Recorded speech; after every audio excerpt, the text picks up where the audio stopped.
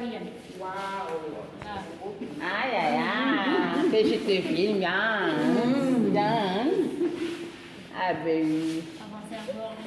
Ok. Ah oui. Et ici, les hommes là, s'il vous plaît, ce sont des vidéos.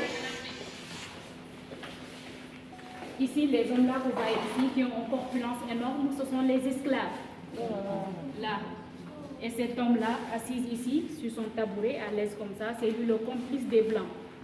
C'est l'Africain lui-même qui vendait les Africains aux Blancs. Il était chef de village, chef de canton, quelque chose comme ça. Et ça continue. Et toujours. C'est bon? Voilà, venez pour le deuxième thème.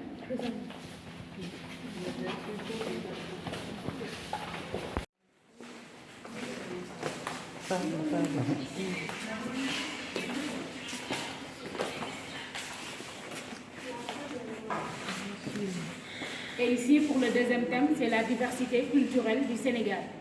Ici, l'artiste nous représente une famille sénégalaise à travers quelques groupes ethniques du Sénégal.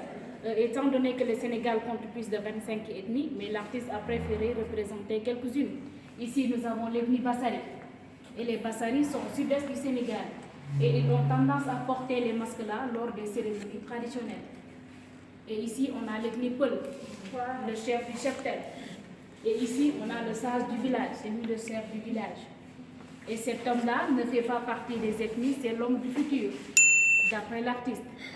Ici, l'artiste nous pose une question, à savoir, avec l'avancée de la science, de la technologie et de la médecine, il demande est-ce que dans le futur, l'être humain n'aurait-il pas cette apparence, avec les organes génétiquement modifiés, le clonage, la chirurgie esthétique, avec les abus de ces avancées. Il demande est-ce que dans le futur, l'être humain n'aurait-il pas cette déformation corporelle?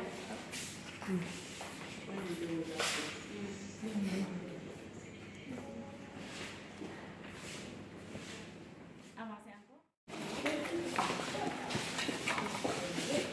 Et là, on a les deux jeunes garçons, c'est l'ethnie Diola. Ces deux jeunes garçons vont dans le bois sacré, une cérémonie d'initiation chez les Diola. Et voici le futur initié. Et là, c'est l'accompagnateur, c'est le bois sacré. Et ici, on a toujours l'ethnie Diola, ces deux femmes sont dans des rites de fécondité. Cette femme assise par terre s'est mariée quelques années plus tard. Elle n'arrive pas à enfanter. Et de retour au bercail, elle demande la bénédiction de ses ancêtres. C'est une rite de fécondité, c'est les Diola à Casamance. Et ici, on a l'ethnie Balang, avec son instrument musical, le balafon, c'est l'ethnie de Sadio Mané. Et ici, on a les deux lutteurs de l'ethnie Sérère. Et là, c'est le Mandeng, avec sa chorale. Et pour ce qui concerne la matière que l'artiste a utilisée pour fabriquer ça, demeure secret. Effectivement, ça devait être ma question. C'est secret. Dommage. Et c'est bon pour tout le monde? On peut continuer?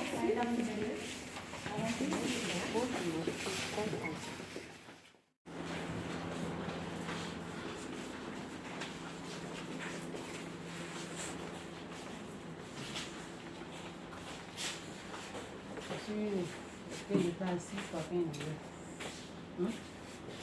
Tu as vu, je pense que je suis bien hiver. Ça n'est pas comme ça. Avancez, s'il vous plaît.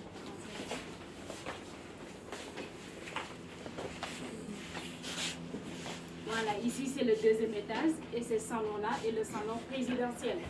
Et c'est dans ce salon même que Maître Abdoulaye Wade avait reçu 19 chefs d'État d'Afrique lors de l'inauguration du monument, qui s'est tenu samedi 3 avril 2010. À tour de rôle, étant donné qu'il ne compte pas 19 places, chaque président venait avec sa délégation. Et c'était là-bas la place de Maître Abdoulaye Wade, là en face. Ouais.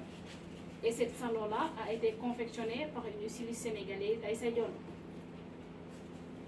Et autour, on voit quelques objets d'art offerts par quelques pays d'Afrique en guise de cadeaux. Cette nappe d'en bas est un cadeau de la Mauritanie. Okay. Cette nappe-là et cette tapisserie du Sénégal.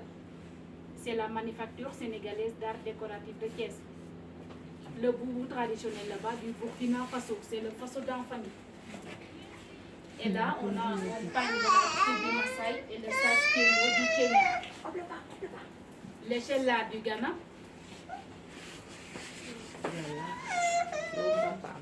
Et ici, on a les 3 masques du Focus Nfebaoulé de la Côte d'Ivoire. Oui, ça c'est nous ça. Et là, un fragment de porte de la maison des esclaves de Vida au Bénin. C'est la moitié de la porte qu'on a amenée ici. Et ici, une lance de souveraineté nationale du Rwanda, l'échelle là-bas du Mali, et ici le masque d'éléphant du Cameroun, et en dernier lieu, le mascarin du Libéria. La décoration a été collective. Cela montre que le monument de la Renaissance est ici au Sénégal, mais appartient à toute la société pour mieux souder la fraternité. Le troisième étage marque le genou du papa. Là, on est actuellement dans le genou du papa. La lumière, vous voyez là-bas, sur la fresque foncée là, c'est ici qu'on est. Et cette salle-là, c'est la salle du trône. Ce trône est un cadeau de l'Angola, comme les autres cadeaux que je viens de citer tout à l'heure.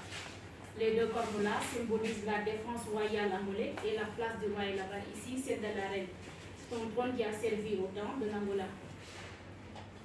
Et derrière, on voit l'image du monument sur la fresque. Et ce monument, l'idée de le construire vient de l'ancien président de la République, Maître Abdoulaye Wade. Et l'architecte est un Sénégalais de la Casamance, Pierre Goudiaby Atepa. Et ce monument a été construit par une compagnie de construction nord-coréenne. C'est la Corée du Nord et quelques ouvriers du Sénégal. Et la construction a duré 2 ans. C'était de 2008 à 2010. Mais tout le projet a duré 8 ans. De 2002 à 2010. 8 ans de projet et 2 ans de construction.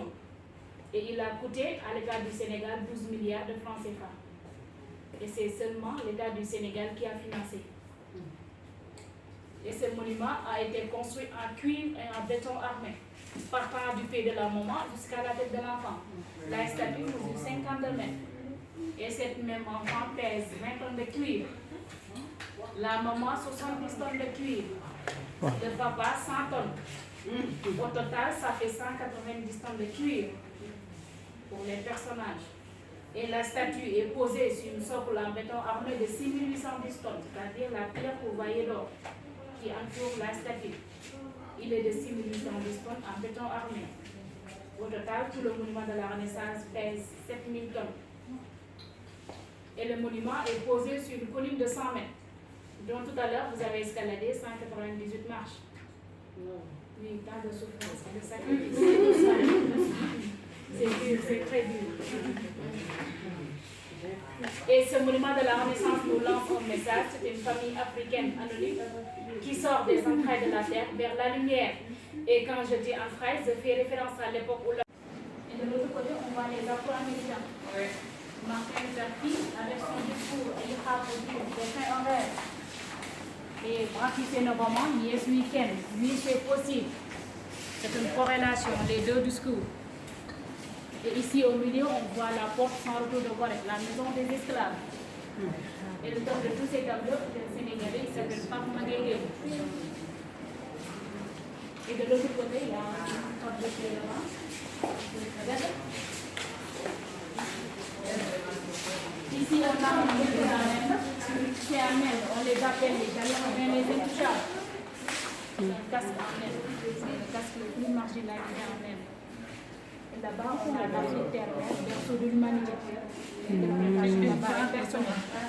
Comme le berceau de l'humanité, c'est beaucoup de choses. C'est personnel.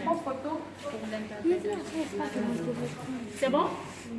Voilà, si c'est bon, on va redescendre tous jusqu'au rez-de-chaussée. À partir de là-bas, on s'organise pour aller au chantier.